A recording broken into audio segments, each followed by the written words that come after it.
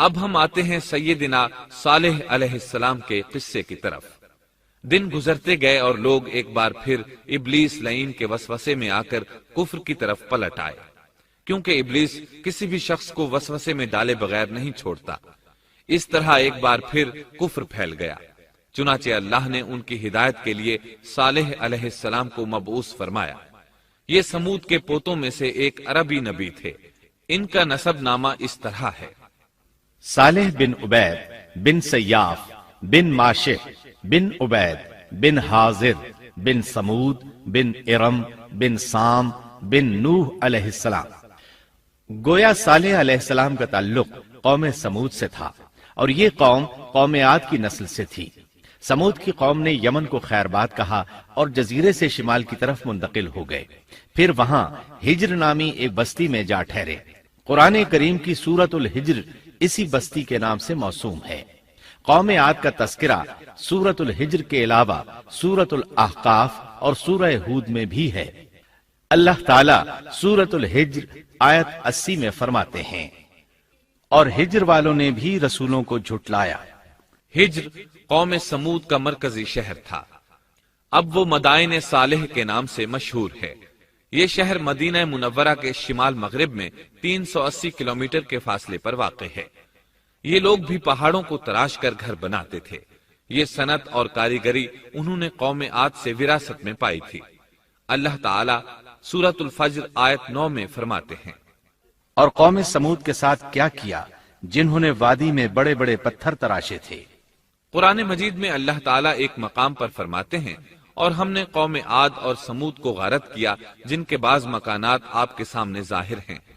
ان کے مکانات ان کی تباہی سے لے کر اب تک موجود ہیں۔ شام کے راستے میں خیبر، تیماء سے تبوک تک قوم سمود کے آثار پائے جاتے ہیں۔ یہ لوگ کس طرح پتھر تراش کر گھر بناتے تھے، اللہ تعالیٰ نے سورۃ الاعراف آیت 74 میں اس کا ذکر کیا ہے۔ اس وقت کو یاد کرو جب اللہ تعالیٰ نے تمہیں قوم عاد کے بعد جانشین بنایا اور تمہیں زمین پر رہنے کا ٹھکانہ دیا کہ نرم زمین پر محل بناتے ہو اور پہاڑوں کو تراش کر ان میں گھر بناتے ہو، سو اللہ کی نعمتوں کو یاد کرو اور زمین میں فساد مت پھیلاؤ۔ یہ آیت ان کی طاقت، جسم کی صلاحیت اور ماہر فن ہونے پر دلیل ہے۔ پہاڑوں کو تراشنا دراصل قوم عاد کی عادت تھی۔ یہ بھی چونکہ انہی سے تھے، اس لیے وراثت میں یہ کام انہیں بھی آ گیا تھا۔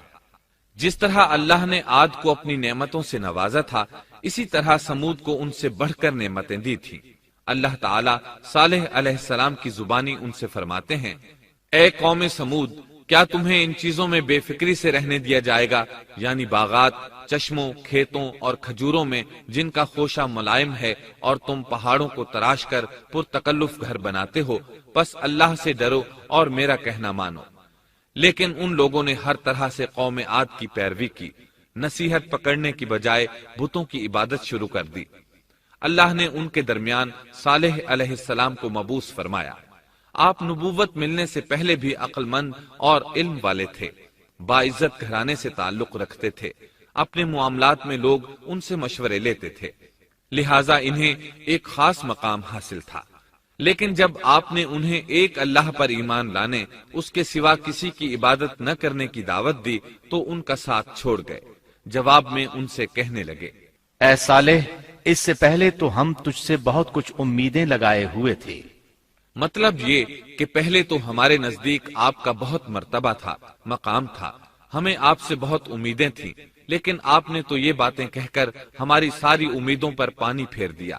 ان کے اس جواب کے باوجود صالح علیہ السلام انہیں اللہ کی طرف بلاتے رہے اور ان سے کہتے رہے: اے میری قوم، اللہ کی عبادت کرو، اس کے سوا تمہارا کوئی معبود نہیں۔ تمام انبیاء کی اپنی اپنی قوم کو یہی دعوت تھی کہ اے لوگو، اللہ کی عبادت کرو، اسی نے تمہیں زمین سے پیدا کیا ہے، اسی نے تمہیں زمین میں آباد کیا ہے، اس سے معافی طلب کرو، یقیناً میرا رب قریب ہے اور دعاؤں کو قبول کرنے والا ہے۔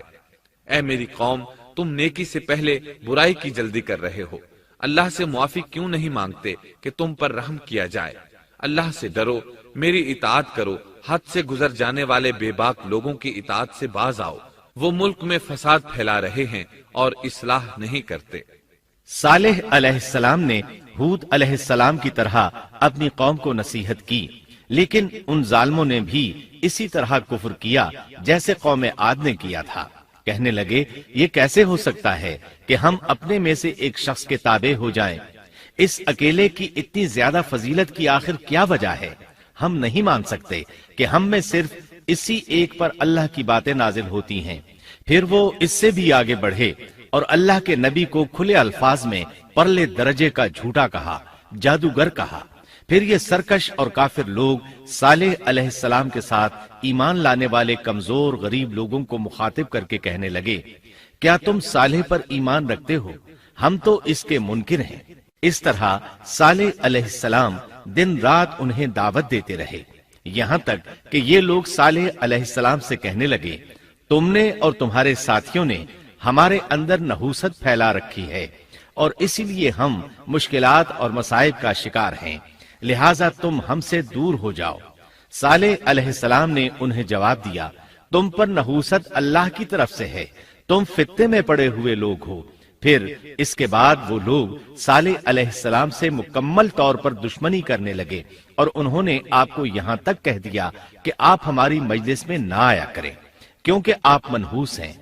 پھر بات یہاں تک پہنچی کہ صالح علیہ السلام نے انہیں اللہ کے عذاب سے ڈرایا، دھمکایا اور کہا، اے میری قوم کے لوگوں، ذرا بتلاؤ تو اگر میں اپنے رب کی طرف سے کسی مضبوط دلیل پر ہوا اور اس نے مجھے اپنے پاس سے رحمت عطا کی ہو، پھر میں نے اس کی نافرمانی کی، تو کون ہے جو اس کے مقابلے میں میری مدد کرے؟ تم تو میرا نقصان ہی بڑھا رہے ہو۔ یعنی فرض کرو اگر میں حق پر ہوا اور یقیناً میں حق پر ہوں اور اللہ تعالیٰ نے مجھے اپنی نبوت سے بھی نوازا ہے، پھر بھی میں تمہاری باتوں میں آ کر اس کی نافرمانی کروں تو بلا شبہ اس وقت میں گھاٹے میں ہوں گا اور تم بھی خسارہ پانے والے ہوگے۔ اس پر وہ ظالم لوگ مقابلے پر اتر آئے، کہنے لگے اگر تو سچا ہے تو کوئی معجزہ لے آ، لیکن وہ معجزہ ہماری مرضی کے مطابق ہو، اس صورت میں ہم ضرور ایمان لے آئیں گے۔ آپ ایسا کریں کہ بستی کے کنارے پتھریلی چٹان میں سے دودھ دینے والی 10 ماہ کی حاملہ اونٹنی نکالیں، اس کا رنگ سرخ ہو۔ صالح علیہ السلام سے یہ مطالبہ کر کے وہ سردار لوگ ایک طرف بیٹھ گئے اور مذاق اڑانے لگے۔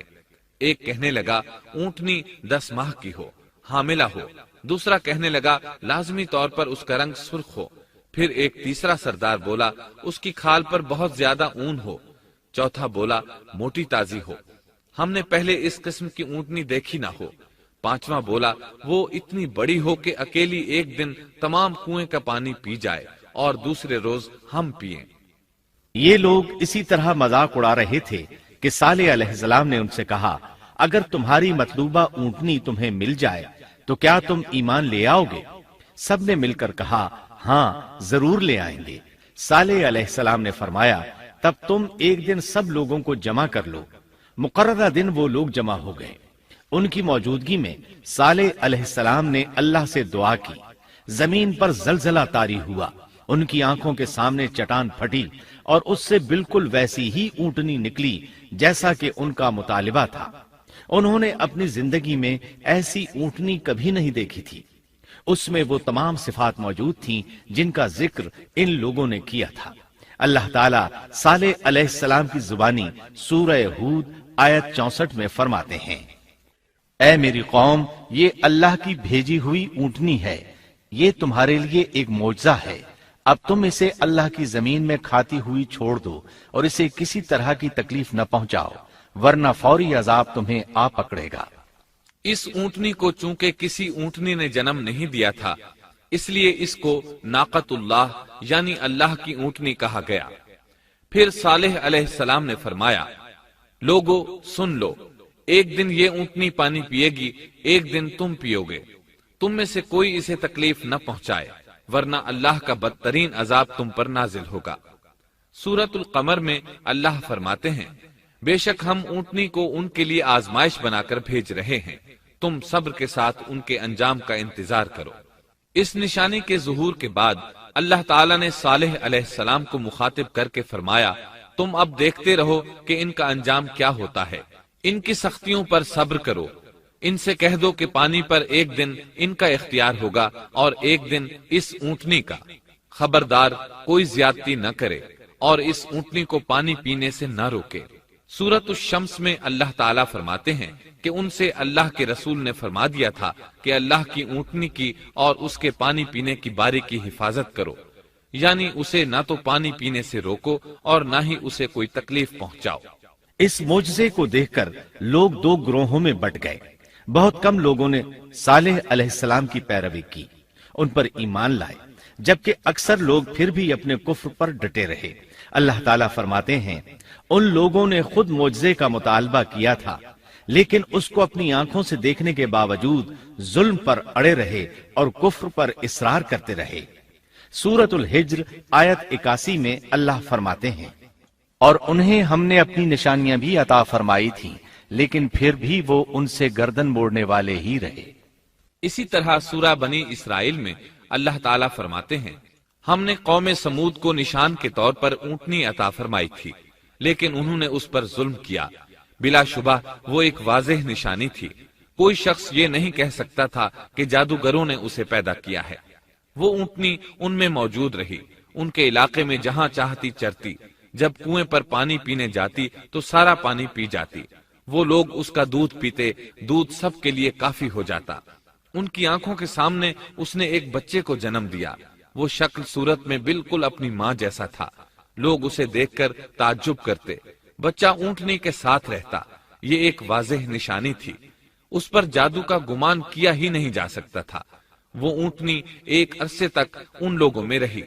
اللہ فرماتے ہیں ہم نے قوم سمود کو بطور نشان کے ایک اونٹنی دی تھی، لیکن انہوں نے اس پر ظلم کیا، حالانکہ یہ نشانیاں ہم لوگوں کو ڈرانے کے لیے ہی بھیجتے ہیں۔ وہ لوگ اس اونٹنی کو دیکھ کر متعجب ضرور ہوئے، لیکن ایمان پھر بھی بہت کم لوگ لائے، حالانکہ اس نشانی کے بعد انہیں چاہیے تھا ایمان لے آئیں۔ پھر ایک دن قوم کے سرداروں نے مشورہ کیا کہ اگر ہم نے صالح کو اسی طرح چھوڑ دیا تو کہیں لوگ ہمیں نہ چھوڑ دیں اور صالح کے پیروکار بن جائیں۔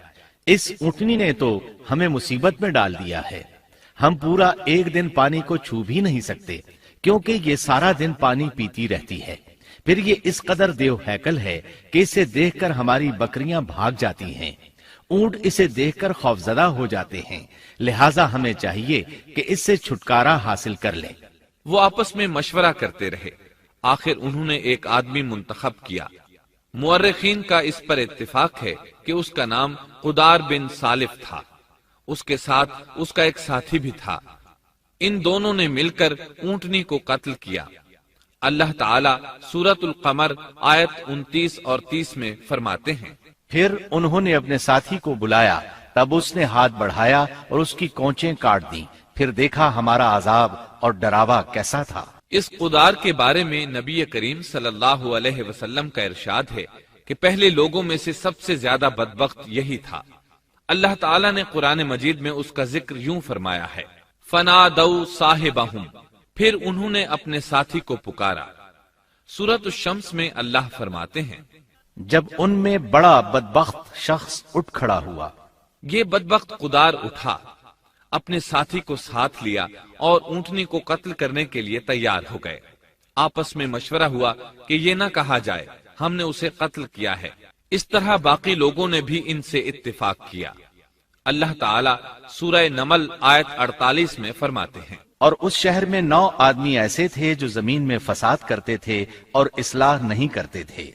مطلب یہ کہ یہ لوگ فساد کی انتہا کو پہنچے ہوئے تھے، ان میں بھلائی نام کو نہیں تھی اور نہ ان کا فساد کی اصلاح کا ارادہ تھا۔ بخاری، مسلم اور مسند احمد کی ایک حدیث میں ہے رسول اللہ صلی اللہ علیہ وسلم نے ایک بار اپنے خطبے میں اس اونٹنی اور اسے مار ڈالنے کا ذکر فرمایا۔ آیت اذم بعثا اشقاہا کی تلاوت کرتے ہوئے فرمایا کہ جیسے ابو زمعہ تھا، اسی جیسا یہ شخص بھی اپنی قوم میں عزیز، دلیر اور بڑا آدمی تھا۔ تمام لوگوں نے اس بدبخت کے ساتھ عہد کیا اور اسے یقین دہانی کرائی کہ اگر تمہارے ساتھ کسی نے برائی کا ارادہ کیا تو تمام قوم تمہاری حمایت میں اٹھ کھڑی ہوگی۔ اس یقین دہانی کے بعد یہ بدبخت اونٹنی کے انتظار میں بیٹھ گئے۔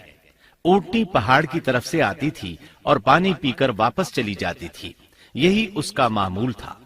جب ان لوگوں نے چٹان سے اونٹنی کو نکلتے دیکھا تو اچانک حملہ کرنے کے لیے آگے بڑھے، لیکن اس کا جثہ دیکھ کر خوفزدہ ہو گئے، الٹے پاؤں بھاگے۔ بدبخت قدار نے اپنے ساتھیوں کی یہ حالت دیکھی تو ہنس پڑا اور آگے بڑھ کر اونٹنی کی ران میں تیر مارا۔ اس سے اونٹنی کی ران کی ہڈی ٹوٹ گئی اور وہ نیچے گر گئی۔ پھر اس ظالم نے اپنے ساتھیوں کو آواز دی اور آگے بڑھ کر اونٹنی کی کونچیں کاٹ دی۔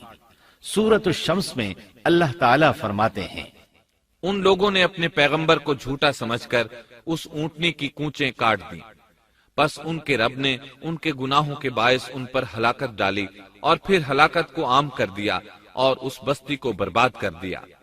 اونٹنی کی کونچیں کاٹ دیے جانے کے بارے میں اللہ تعالیٰ ایک دوسرے مقام پر فرماتے ہیں کہ پس انہوں نے اونٹنی کو مار ڈالا اور اپنے پروردگار کے حکم سے سرتابی کی اور کہنے لگے، اے صالح، جن عذابوں سے تو ہمیں دھمکاتا رہتا تھا، اگر تو واقعی پیغمبر ہے تو ان عذابوں کو ہم پر نازل کرا دے۔ اونٹنی پر حملہ ہوتے ہی اس کا بچہ بھاگ نکلا تھا۔ وہ پہاڑ کی چوٹی پر چڑھ گیا، 3 مرتبہ بلبلایا۔ یہ بدبخت اس کے پیچھے بھاگے اور آخر اسے بھی قتل کر دیا۔ پھر تمام بستی والے جمع ہوئے، اونٹنی اور اس کے بچے کا گوشت تیار کیا اور مزے کے ساتھ اس کو کھایا۔ اس جرم میں ان سب نے شرکت کی، البتہ جو لوگ صالح علیہ السلام پر ایمان لے آئے تھے وہ الگ تھلگ رہے۔ صالح علیہ السلام کو جب یہ خبر ملی تو وہ گھبرائے ہوئے اونٹنی کے پاس پہنچے۔ اونٹنی بے جان پڑی تھی، اس کا بچہ بھی بے جان تھا۔ لوگ ان کے گرد جمع تھے اور ان کا گوشت کھا رہے تھے۔ اس وقت صالح علیہ السلام نے ان سے کہا، اس پر صالح نے کہا کہ اچھا تم 3 دن تک اپنے گھروں میں رہ سہ لو، یہ وعدہ جھوٹا نہیں ہے۔ مطلب یہ کہ تمہیں صرف 3 دن کی مہلت ہے، اس کے بعد تم سب کے سب ہلاک کیے جاؤ گے۔ وہ صالح علیہ السلام کی بات کو رد کرتے ہوئے انہیں دھمکیاں دینے لگے کہ جن عذابوں کا تو ہم سے وعدہ کر رہا ہے، اگر تو سچا ہے تو ان کو ہم پر نازل کر دے۔ اس کے بعد وہ جمع ہو کر مشورہ کرنے لگے کہ آج رات صالح کو بھی مار ڈالو۔ ان کے اس مشورے کے بارے میں اللہ تعالیٰ سورۃ النمل آیات 48 اور 49 میں فرماتے ہیں، اس شہر میں 9 سردار تھے، وہ زمین میں فساد پھیلاتے رہتے تھے اور اصلاح نہیں کرتے تھے۔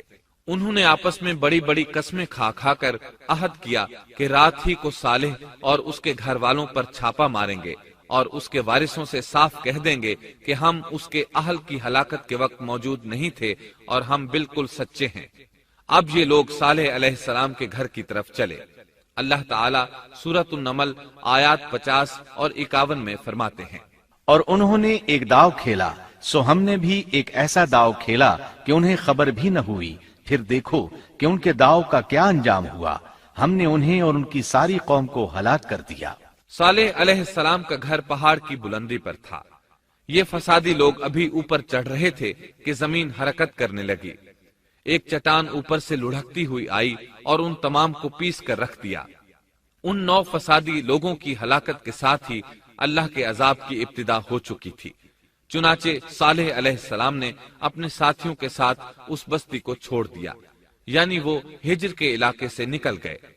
صبح ہوئی تو لوگوں نے ایک عجیب منظر دیکھا۔ قوم سمود کے تمام لوگوں کے چہرے زرد پڑ چکے تھے، وہ سب رونے لگے کیونکہ عذاب کے آثار شروع ہو چکے تھے۔ دوسرے دن تمام لوگوں کے چہرے آگ کی طرح سرخ ہو گئے اور تیسرے دن تمام کے چہرے سیاہ ہو چکے تھے۔ اپنی یہ حالت دیکھ کر سب لوگ رونے اور چیخ پکار کرنے لگے، اپنی قبریں کھودنے لگے۔ اب انہیں یقین ہو چکا تھا کہ عذاب کا وعدہ برحق تھا۔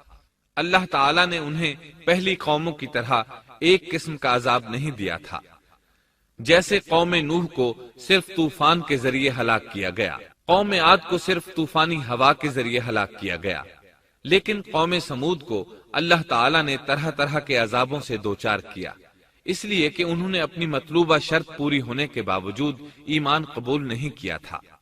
عذاب کی ابتدا زلزلے سے ہوئی، زمین حرکت کرنے لگی۔ اس کی وجہ سے وہ لوگ اپنے گھروں میں اوندھے کے اوندھے پڑے رہ گئے، ان میں اٹھنے کی طاقت تک نہ رہی۔ پھر آسمان میں سخت کڑاکا ہوا، اس کی ہولناک دہشت انگیز چنگھاڑ نے ان کے بھیجے پھاڑ کر رکھ دیے۔ ایک ہی لمحے میں ایک ساتھ وہ سب ڈھیر ہو گئے۔ ان کی ہلاکت اور تباہی کو بیان کرتے ہوئے اللہ تعالی سورۃ الزاریات آیات 43 تا 45 میں فرماتے ہیں، اور سمود کے قصے میں بھی عبرت ہے جب ان سے کہا گیا کہ تم کچھ دن تک فائدہ اٹھا لو، لیکن انہوں نے اپنے رب کے حکم سے سرتابی کی، اس پر انہیں ان کے دیکھتے دیکھتے تیز و تند کڑاکے نے ہلاک کر دیا، پس نہ تو وہ کھڑے ہو سکے اور نہ بدلہ لے سکے۔ اسی طرح سورہ ہود میں اللہ تعالیٰ نے ان کی تباہی کا نقشہ اس طرح کھینچا ہے کہ ایک زور کی کڑک نے ان ظالموں کو آ لیا، پھر تو وہ اپنے گھروں میں زانوں کے بل مردہ پڑے رہ گئے، ایسے گویا کہ وہ کبھی آباد ہی نہ تھے۔ سورۃ القمر میں اللہ نے ان کی رسوائی ان الفاظ میں بیان کی ہے، ہم نے ان پر ایک چیخ بھیجی، پھر وہ ایسے ہو گئے جیسے کانٹوں کی باڑ کا چورا۔ دوسری طرف صالح علیہ السلام اور ان کے ساتھیوں کو اللہ تعالیٰ نے اپنی رحمت سے نجات دی۔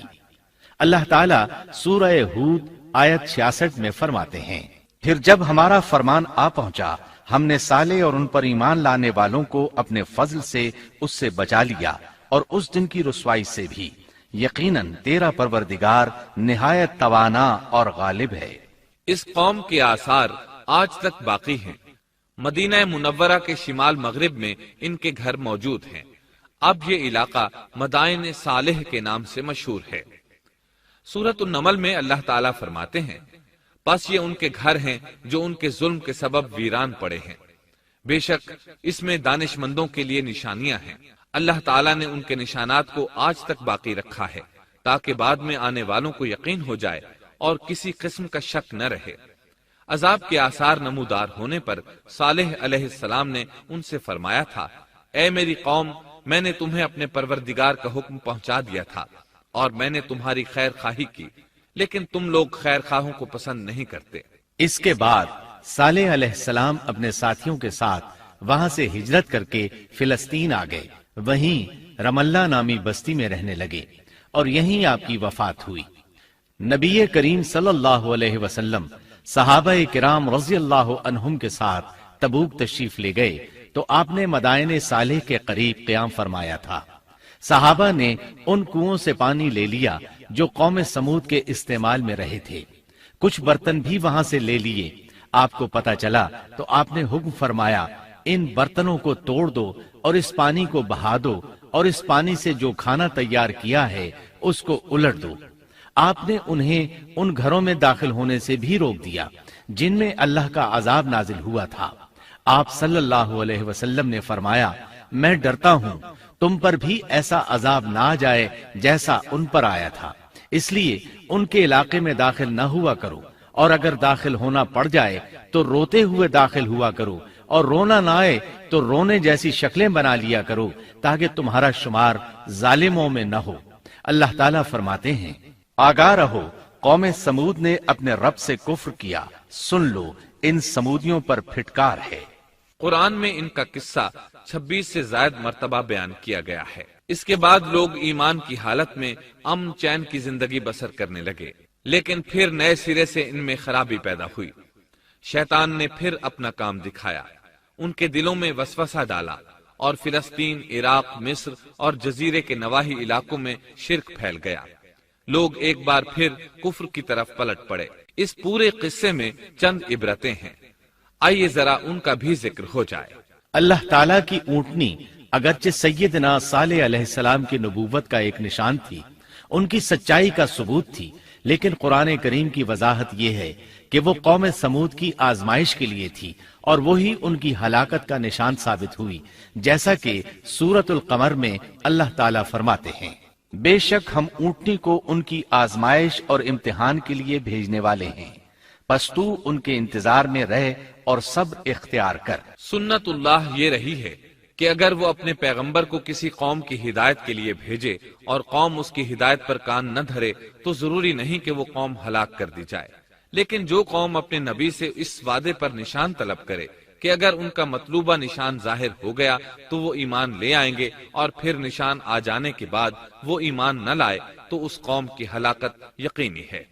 اللہ تعالیٰ پھر اس قوم کو معاف نہیں کرتے جب تک کہ وہ تائب نہ ہو جائے اور اللہ کے دین کو قبول نہ کرے، یا عذاب الہی سے صفائے ہستی سے مٹ کر دوسروں کے لیے عبرت کا نشان بن جائے۔ لیکن اس سنت سے نبی کریم صلی اللہ علیہ وسلم کی امت مستثنا ہے، اس لیے کہ آپ صلی اللہ علیہ وسلم نے وضاحت فرمائی ہے، میں نے اللہ تعالیٰ سے دعا مانگی ہے کہ اللہ تعالیٰ میری امت میں عذاب عام مسلط نہ فرمائے، اور اللہ نے میری دعا قبول فرما لی۔ قرآن میں اللہ تعالیٰ نے نبی کریم صلی اللہ علیہ وسلم کی اس بات کی یوں تصدیق کی ہے، اے رسول، اس حال میں کہ تو ان میں موجود ہے، اللہ تعالیٰ ان کافروں پر عذاب مسلط نہیں کرے گا۔ اور یہ ایک خطرناک غلطی ہے، نفس کا دھوکہ ہے کہ انسان عیش و عشرت اور دنیاوی جاہ و جلال کو دیکھ کر یہ خیال کر بیٹھے، یہ گمان کر لے کہ جس قوم یا فرد کے پاس یہ سب کچھ موجود ہے وہ ضرور اللہ تعالیٰ کے سائے میں ہے، اور یہ کہ ان کی یہ خوش عیشی اس بات کی علامت ہے کہ اللہ تعالیٰ کی خوش نودی ان کے ساتھ ہے۔ یہ نفس کا دھوکہ ہے، غلط فہمی ہے، بلکہ کج فہمی ہے۔ قرآن کریم کے اس واقعے میں جگہ جگہ اس بات کی وضاحت ہے کہ بعض اوقات زیادہ سے زیادہ خوش عیشی زیادہ سے زیادہ عذاب کا پیش خیمہ ثابت ہوتی ہے، اگرچہ قوموں کے لیے اس کی مدت چند ماہ یا چند سال نہیں بلکہ گھبرا دینے والی مدت ہی کیوں نہ ہو، مگر ہر قسم کی دنیاوی کامیابیوں اور خوش عیشیوں کے ساتھ جب ظلم، سرکشی اور غرور کسی قوم کا مستقل شعار بن جائے تو سمجھ لو اس کی تباہی اور ہلاکت کا وقت قریب آ پہنچا۔ اللہ تعالیٰ فرماتے ہیں، تیرے رب کی پکڑ بہت سخت ہے، لیکن اس کے ساتھ ہی یہ بات بھی ہے کہ کسی قوم میں تمام تر خرابیوں کے باوجود اگر قوم سے اکثر افراد اللہ کے شکر گزار ہوں، اس کے بندوں کے ساتھ انصاف کرنے والے اور آپس میں نیک نیت اور خیرخواہی کرنے والے ہوں تو بلا شبہ وہ اللہ کے ہاں مقبول بندے ہیں، اور انہی کو دنیا اور آخرت کی کامیابیوں کی بشارت ہے، اور انہی کے لیے یہ دنیاوی عیش اللہ کی بے انتہا نعمتوں کی علامت ہے۔ انہی الفاظ پر سیدنا صالح علیہ السلام کا قصہ اختتام کو پہنچا۔